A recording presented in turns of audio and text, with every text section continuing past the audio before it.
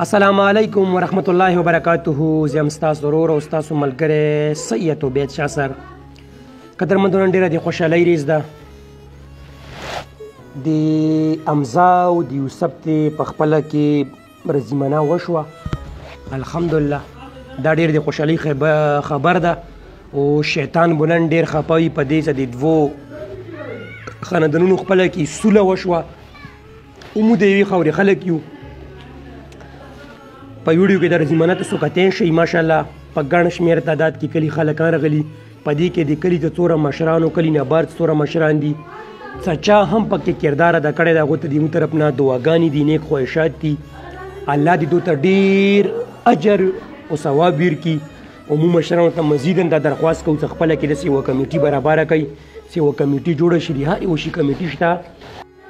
قدرمندو دا ډېر د خوشحالۍ خبر ده. د عوامو تاسو پکې کتلی شئ چې خپله کې ماشاءالله غاړې وتو، رزیمنه وشوه، د دې خاورې خلک یو. او مزید مو خلکو ته یو چې کلي کې څه څومره دښمنۍ دي نوي دي که زړې دي. زه د دو مشرانو ته یو ځل سوال ورته کړم، منت ورته کړم چې تاسو ته د الله طاقت ډېر کړي چې دو ټول خپله کې تاسو سوال منت وکړئ چې زموږ د کلي جوړې وشي. په دې څه دښمنیو کې چا فایدې نه دي کړي. یو قتل دې وکړو ته سوچ وکړه چې د ده مور او پلرونو د تا بېله قتل نه کړو، ټولو ته دې غام پرېښو. او مور او پلر یې چې څومره پرې د قبرستان د ده پسې نه وي راغلي نو هغو زړه تر نه صبرېږي. که ټوله رستې راشي خو د شپې تر هغه خپل بچی نه هېرېږي. نو موږ وینې مې غلطۍ باندې په ځان باندې بوج وسو، په ځان باندې تکلیف وسو. سبا کې پولیس نه، کچاریو نه، سوالونو نه، منتونو نه، جګجګیو نه خلکو ته کوو. نو ویله یو ډاس کو ګورئ 15 منټو غوسه مو ته نسلونه لاندې پیړۍ مو غرق کړو. دا ګوره څومره د ګلونو غوندې ځوانانو. بس بهرحال د خدای طرف نه بوته یوه معامله جوړه وه. الله دې دواړو ته جنتونه ورکړي، دواړه د خدای پاک وبخي، د فیملی والا ته الله صبر ورکړه.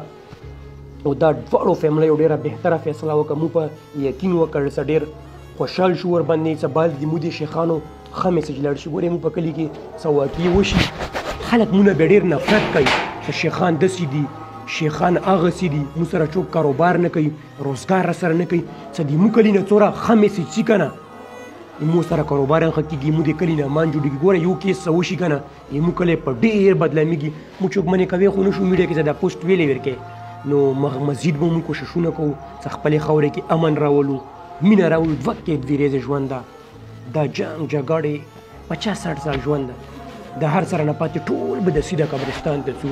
او د بدۍ د زمانونو را روانې دي چې موږ د فیصلې خدای پاک وکړي. د نور چې څومره رزیمنې دي که نه عاجزانه اپیل دی ته کوم ولا عالمانو ته یا محافظانو ته کونسلرانو ته څه مهرباني وکړئ چې دوی تاسو کردار ادا کوي. او د دواړو فیملیو ته دې ډېر ډېر مبارک شي، ډېر ډېر ورته مبارک شي. یقین وکړئ چې موږ ته په ډېره خوشحالي میلاو ده. شکر د خدایه چې د دوی دې جوړه وکړه.